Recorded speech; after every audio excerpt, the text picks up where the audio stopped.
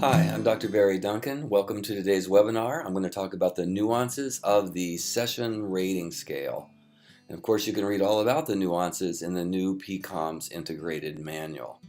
That manual and these series of webinars are based in the 10 skills of PCOMS, and today we're going to talk about skills 5 through 7. Here are the 10 skills. Download these from the Better Outcomes Now website. It also serves as an adherence scale to help in your implementation process. What we're up to today is that first I'm going to say a few words about the Alliance. Really can't be overstated how important the Alliance is.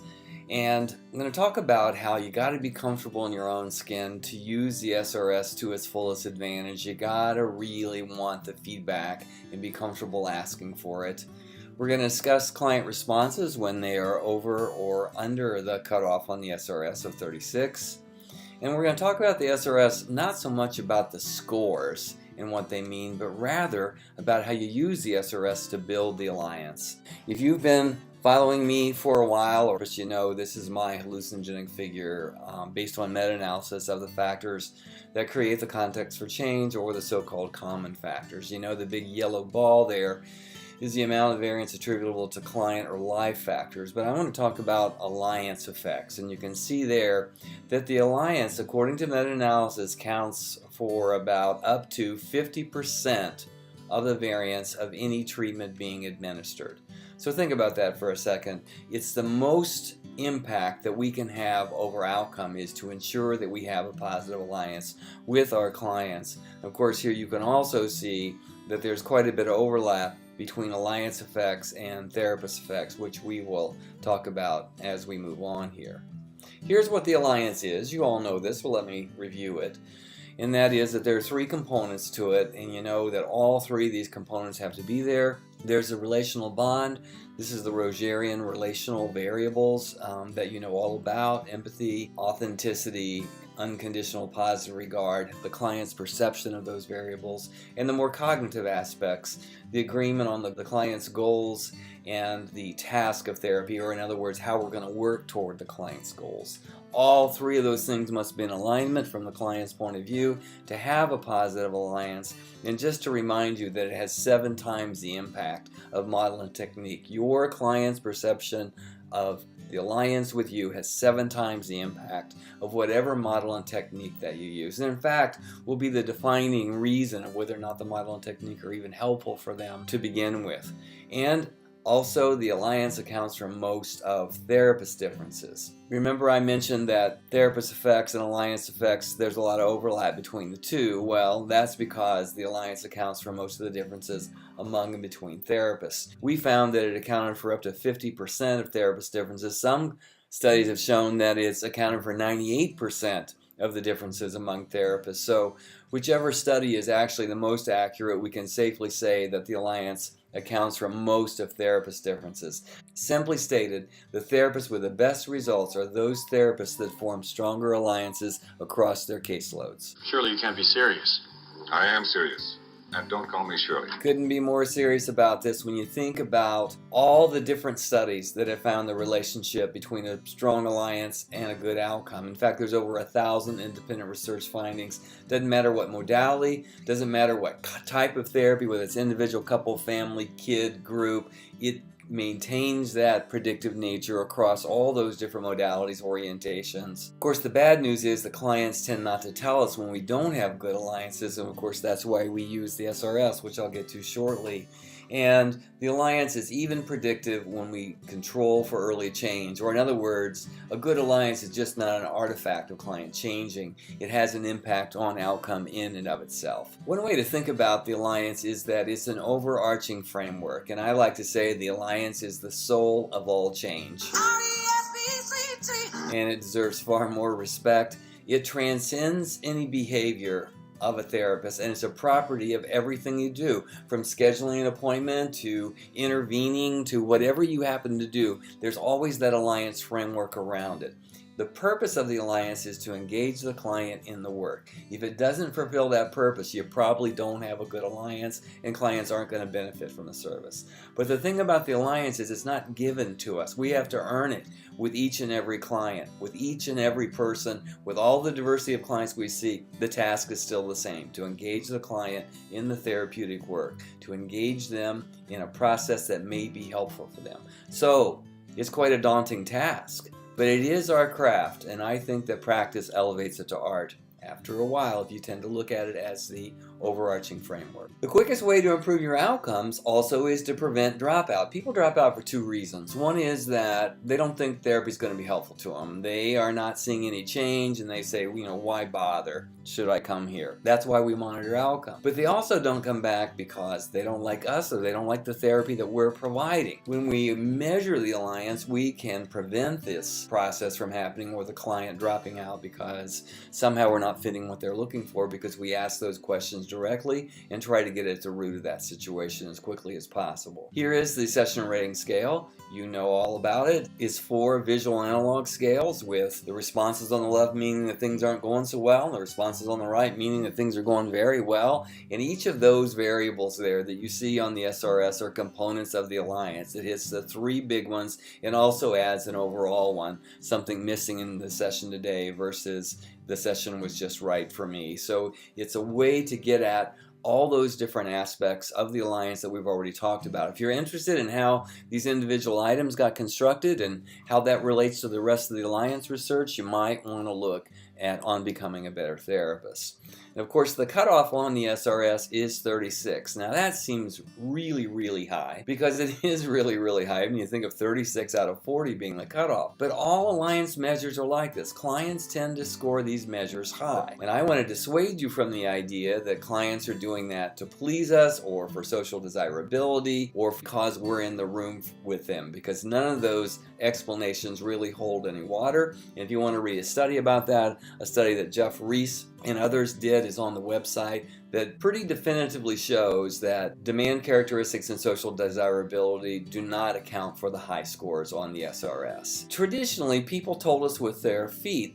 When they didn't like us, they walked out and they never came back. But on the SRS, the cool thing is that people will rate it lower before they bolt, and before they'll open their mouth and say, hey, this isn't going very well for me, they'll rate it a little bit lower on the SRS, so it gives us that opportunity to investigate, explore, try to get with them to figure out what's going on. So it takes some work for this process to happen. People are going to score high on the SRS like they do all other alliance measures, so it takes a lot of work for candor, for people to believe that it's a good thing for them to do. There's not going to be any punitive response from the therapist involved. The therapist is not going to have their feelings hurt. All those things that might prevent a person from giving you direct feedback are at play here. And the more different you are from your client, the more disparity there is in power, the more different socioeconomically, racially, ethically, all those things can be barriers for clients being completely candid with us. They might be holding back. They might be wondering about whether that's the right thing to do and whether we really want it from them. So, you just don't flick the SRS in front of someone and think that they're going to give us the straight scoop. We have to set the context with our own behavior, just like we do in everything else in the room, so that we get the kind of feedback that we're looking for. Don't worry, be happy. But that's the mantra. You can't stress about this. You got to just keep encouraging the client, and you have to know that there's no bad news on the SRS. High or low scores, there ain't no bad news. It's not a measure of your competence. It says nothing negative about you or the client. Actually, a lower score is a gift from the client that helps you do better work with them, this specific client. It says nothing about your overall alliance ability. It's only about how your therapy is going with this client in your office right now. That's the only information that it provides to you. So there's nothing to be freaked out about that, because unless you really want it, unless you're comfortable in your own skin asking for it, you'll never get it in a million years. And regardless of how good you are, regardless of how comfortable you are in your own skin, and you won't get it from everybody. It's all good. It's all okay. You just have to keep trying to encourage people to give you the feedback. Here's a couple of ways not to introduce the session rating scale. Go ahead. Make my day. You don't want the client to think that you're going to be angry, your feelings are going to be hurt. Here's another way not to do it. I'd like you to rate me as a therapist using only the words brilliant, incisive, and extraordinarily perceptive. I like it when clients like me and they say nice things to me, but that's not why I do the session rating scale. I do it for other reasons, so that I can tailor the service I'm providing to what the client is expecting and looking for. Here's a way that I've developed to introduce the SRS over the years. You'll find your own ways, but what I have found is that when I depersonalize it, when I externalize it, when I take it out of this you and me relationship and your feelings kind of a context, I get a lot more feedback. If you want people to run out of your office screaming, ask them to share their innermost feelings about their relationship with you. Most people find that kind of talk pretty unsettling, so the temperature metaphor is a way to just get people to settle down about it and make it low-key. Remember, with the ORS and the SRS, they are low-key kind of processes. They're not browbeating processes. They're light touch, easygoing, just brief, just checking in kind of a way to monitor outcome in the alliance. And the SRS is no different from that. It's not a heavy-handed process. Here's the introduction I like. I'd like to get your opinion about how things went for you here today. And it's kind of like taking the temperature of our meeting today. Was it too hot? Was it too cold? Do I need to adjust the thermostat to make you feel more comfortable? And by the way, if you can give me some feedback about how I can adjust how it's going in here for you that better fits what you're looking for, it'd be the biggest favor you could give me. Putting it in your own kind of language, your own style. I usually say to people too, would you do me a favor? Would you help me out with that? It's my own style, because I find that when I ask clients for favors, when I ask clients in that way that they're helping me out, that they tend to give me more feedback. The great thing about the SRS that I like is you can do just a visual check and you can see everything that's going on, right? You can see whether it's a score that there's any of the scales are marked lower than 9 centimeters. Remember, 36 is the cutoff, and by the way, that's a little bit of an overkill. Average first session SRSs are between 33.5 and 34.5, so 36 is a bit of an overkill, but if we're talking about the Alliance, I think we should be perhaps overly cautious. So any scale that's less than 9 centimeters, I'm going to follow up on and ask about. Or if they're all high and one is lower than the rest, I'm going to ask about that scale as well. So keep that in mind. You know, these scores aren't the definitive word. They're not as important as ORS scores are, for example. SRS scores are a catalyst for a conversation. And think of them more that way. You know, are the client expressing that things are going well for them? Or are they expressing a little bit, maybe 1 point here, one scale lower than the rest, one under 9 centimeters? Are they expressing that things could be a bit better for them? Your responses are very similar. Either the client is expressing above 36 or below, you're either going to thank the client and invite future comments from them, or you're going to thank them and explore the reasons for their lower score. So let's talk about both of these things. But keep in mind that what you're doing while you're doing that is you're building the alliance. The SRS is an alliance building tool. That's it at its best. It allows you the structured space to give attention to the alliance and give it the attention that it deserves. So let's talk about high scores first. So what I like to do when I get a 36 or above is say, looks like things went pretty well for you today. What was it that went well you want to make sure that I do next time? So any way you convey that basic idea is a good thing. What did you like about how things went today? What do you want me to know to make sure that I do again next time? Let's take a look at what that would look like. So here's the session rating scale and better outcomes now. So let's start first with clients who are scoring high on the SRS. One thing to keep in mind, as I mentioned before, if there's one scale lower than the rest, you might want to follow up with this. But let's just consider this to be a high score right now. So I would say, it looks like today went pretty well for you. Client nods, says yes. And I was wondering if there's anything in particular that I did that you want to make sure that I do next time. Or was there something in particular that happened today that you really liked, you want to make sure that I keep that focus next time? You know, however you want to ask that, you want to follow up just on, you know, what went well and how you can continue that in the future. The great thing about Better Outcomes Now is that when you hit save, it leaves it up so that you can discuss it with the client, because that's the whole purpose, is not just taking the measure.